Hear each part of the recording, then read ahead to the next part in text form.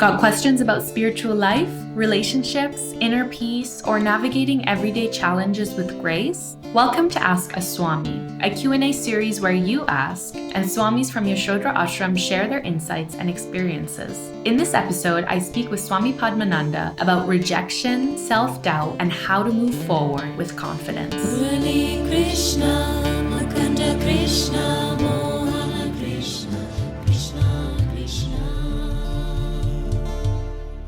Hello, Swami Padmananda, and welcome to Ask A Swami. Thank you, Katie. It's nice to be here with you and have this time. Absolutely. We'll get right into the questions for today.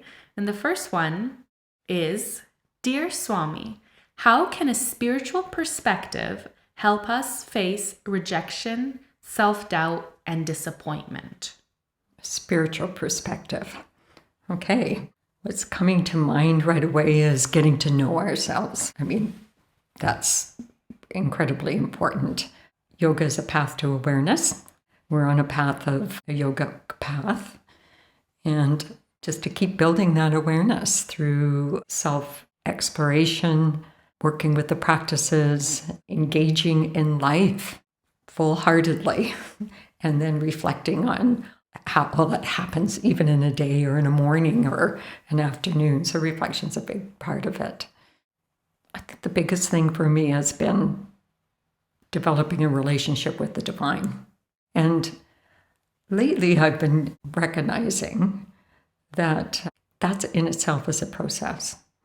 So at first, years ago, with the encouragement of Swami Padmananda, I developed a relationship, an adult relationship, if you want to call it, with the divine, with Mary. I had a childhood relationship with her, being raised as a Catholic. And then I developed an adult relationship with her. And she became my friend and confidant. And then over time, that relationship involved to connecting with my own inner wisdom. So, and I didn't realize that shift was happening for a long time. But it's connecting with my best self, with the part of me that knows, the part of me that has that inner wisdom, the part of me that knows how to connect with it.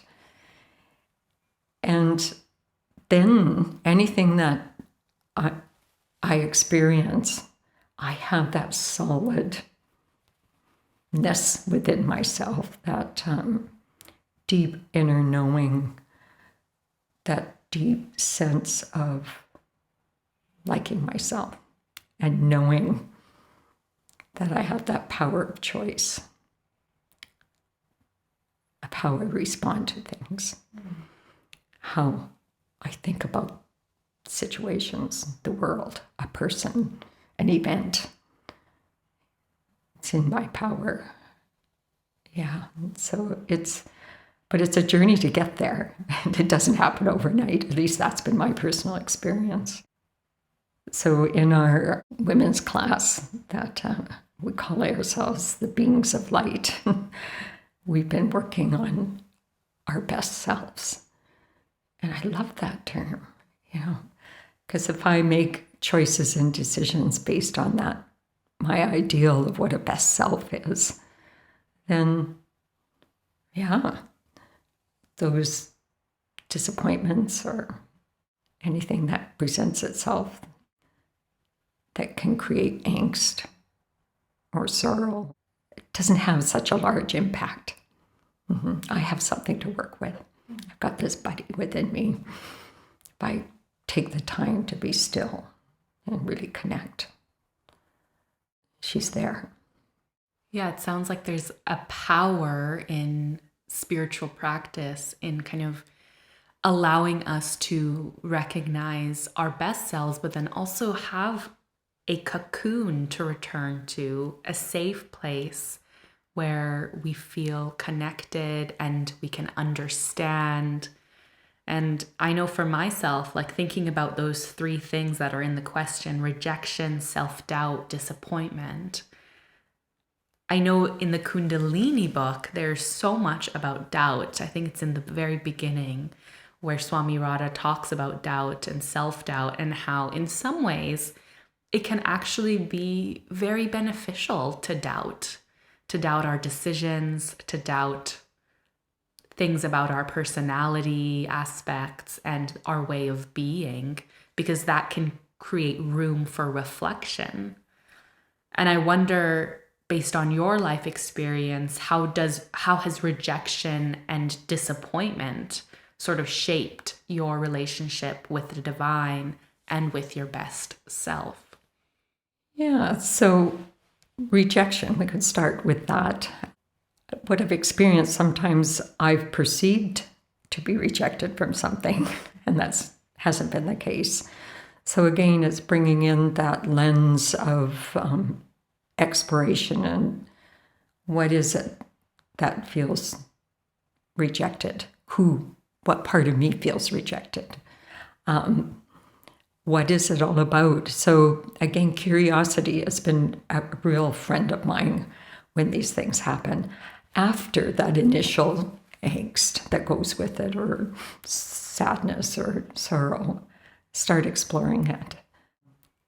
And then I don't know, there's a deeper sense, the deeper wisdom that happens. And often there's a gift in it. And it's to mind that gift, if you want to call it, that particular rejection, real or not real, has provided. So it's an opportunity rather than something to harbor or to be resentful about, or all the various feelings that can go with it.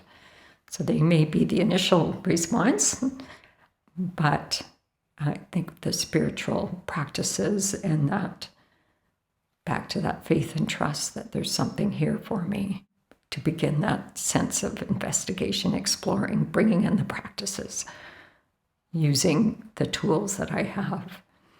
And so then the feelings that go with it, sort of those negative ones, start dissipating, or they lose their power. There isn't the same kind of power associated with it. Yeah, so that's when gratitude comes in, that I have some tools and I have these practices. Yeah, and grateful to myself for making the commitment to work with them. Because it's like anything.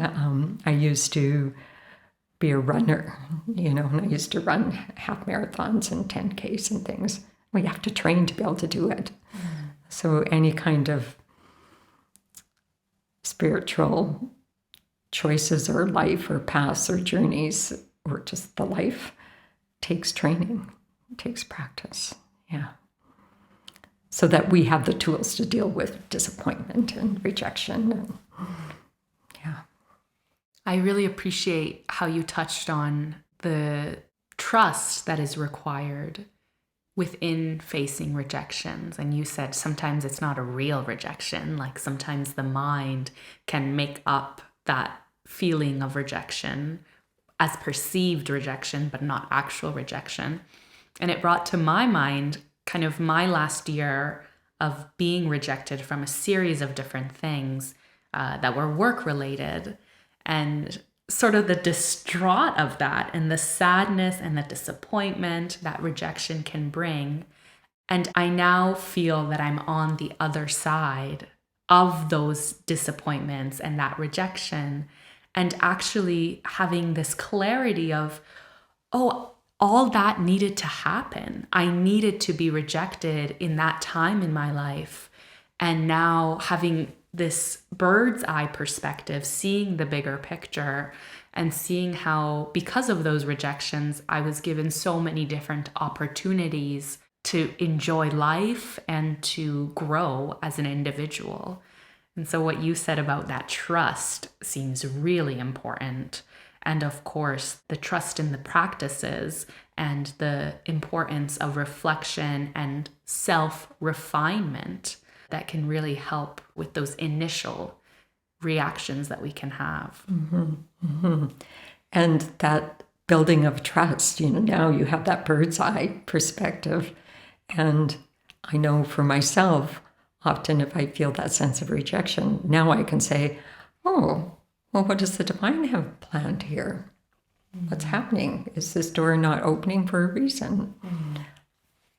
Stay tuned. Yes, stay tuned. Yes, definitely. Well, and I think a part of that too, when it comes to rejection, self-doubt, and disappointment, which all feel kind of wah, wah, wah, like very hard feelings to feel, I think there's some benefit in staying playful with life, having that hope that everything will somehow come together. Yeah. So faith again, and keeping that sense of humor, seeing the humor and the joy and everything that's around us. Yeah. So injecting light into it. Injecting light into it, definitely. Well, and now I'm just reminded of something I often hear from teachers at the ashram when, something doesn't go as planned or something goes wrong, and saying, oh, well, Krishna's at play here. Krishna is up to some tricks. And again, bringing that, what you said, that sense of humor and lightness and surrender to whatever life gives. Yeah, lots of surrender sometimes not so much. And I remember when I used to have an independent bookstore, and I get an idea, and then I get another idea, and I'd share them with my staff. And then I noticed after a while they were always panicking because they thought all my ideas were going to come to fruition. But I was just thinking of plan A, B, C, and D, so to speak. And I learned over the years that that's really helpful as well. And I'm sure you did that when you were experiencing all those rejections last year. You had plan B, C, and D Absolutely. to work with. Yeah.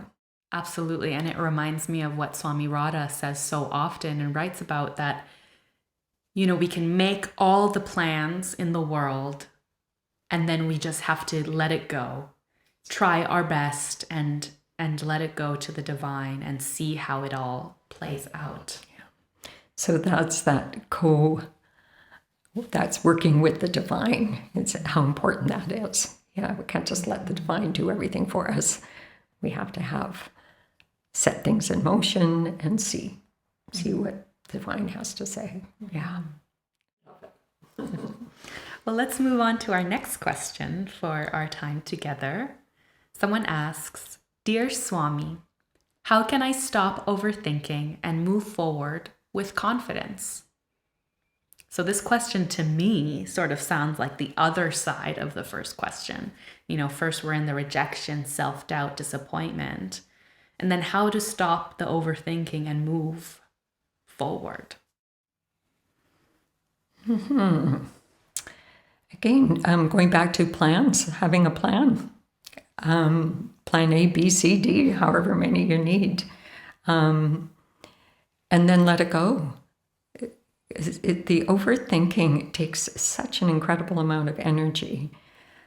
And what I've witnessed in myself and in others is it's often because there isn't that willingness to take that first step forward.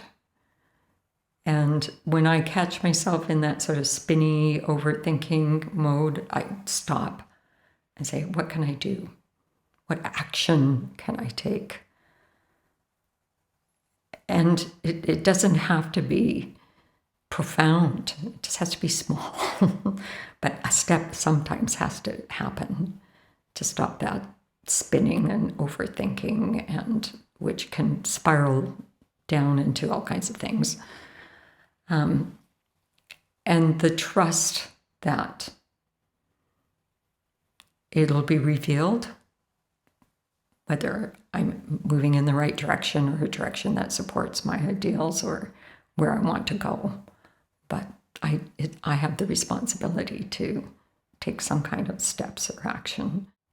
And again, the more trust and faith I have, particularly the trust in that inner knowing of myself, then those first steps or that movement out of overthinking can happen. To get really real, look at the facts, whatever situation is involved in, and deal with it. It sounds really simple, but it's not. It's really complex. And you mentioned, or I mentioned, one of us mentioned the Kundalini system. I think we both did earlier, and how particularly those first 3 chakras and the work that, the exploration that's involved in them. It's all about survival and how I want to be in the world and how I've protected myself over the years and all my fears and all my likes and dislikes. And so exploring all that about myself is an amazing tool to get to that place where there's more trust in my knowing about myself. So I don't have to go through that process of overthinking, which can be very challenging and energy draining. And what I think, there's so much that comes to mind hearing you talk about this. And one of the things that's arriving is, of course, the importance of reflection, of self-inquiry, of understanding our minds, each individual understanding their mind and how it works and how it reacts to things. And I think what I found has been really helpful for me if I'm able to notice my overthinking, because sometimes that awareness is just not present. Sometimes the mind really has a life of its own, the monkey mind, I've often heard it be referred to. But at times when I'm able to recognize that overthinking, the power of mantra. And I wondered how your mantra practice has helped you in that process of overthinking and that busy, busy mind. Hugely. Yeah, it's been an amazing practice for me. I usually like to start my day with a mantra practice. And it's like it clears the field for me to have a day with a lot more steadiness and awareness. So I can bring all of that into the mantra and give it back to the divine, so to speak. But the mantra will reveal what needs to be revealed often if I listen. Yeah. So it's a place for me to bring my feelings, my emotions, my worries, my concerns, bring it into the mantra. And it's like a pacifier, an adult pacifier, if you want to call it that. Mm-hmm. And I remember when I owned this bookstore that I was telling you about, and the previous owner stayed with me for a number of months. And she said, "You're always so calm." And I was doing a fairly decent mantra practice at that time. I committed myself to doing an hour a day before work. And I was getting affirmations all over the place that I was onto something, so to speak. So I'm a huge, huge fan of mantra and the practice of what it can give. And then in a sense, what it can give me, and then what I in turn can give others by being a little bit more calmer and a little bit less quick to respond negatively. Right, the power of mantra to really help clear and calm the mind and fill the mind with different thoughts. Well, the mind is an amazing, amazing power that we all have, but it can also be a trap, and that's the beauty of doing that self-investigative work that the Kundalini system offers, is it helps to reveal the habitual traps that we each have. And then overthinking can be a trap, like you say, when I get to that point, you can recognize and go, "Oh my gosh, here I go again. Let's bring in the mantra." Or even just standing still and breathing for 20 seconds can make a huge difference. Yeah. It doesn't have to be big. Yeah, it doesn't need to be like an hour a day of mantra. It can be, like you said, 20 seconds of breathing and feeling into the body and really gathering those tools, each individual for ourselves gathering tools to reach out to. Yeah, and which tool will support me in the moment. And depending where I am in the situation, sometimes it's breath, sometimes it's mantra, sometimes it's a prayer, and sometimes it's movement. It's just different. It's nice to have all those tools. Absolutely. And I want to go back to something you said about how mantra for you, sometimes you feel that it clears the field. And that sparked in my mind the topic of the knower of the field and its presence within the Bhagavad Gita. And with that, it led me to thinking about reflection and the power of reflection and how that can so deeply develop a sense of confidence in oneself. And the quote, I think it's from Swami Radha, you'll have to correct me if I'm wrong, of know thyself and be free. Yeah. Swami Radha said it. It's in her books. And I think that's a Christian quote as well. I think most traditions, when you get to the real essence of the traditions, recognize that. Know yourself and be free.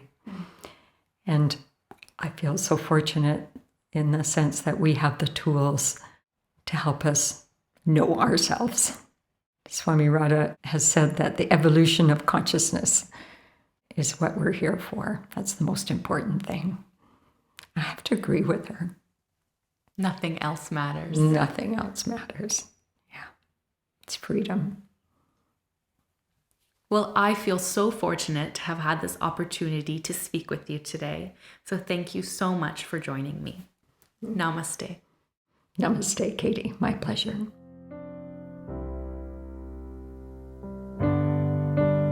Yasodhara Ashram is located in British Columbia on the unceded traditional territory of the Ktunaxa and Sinixt peoples.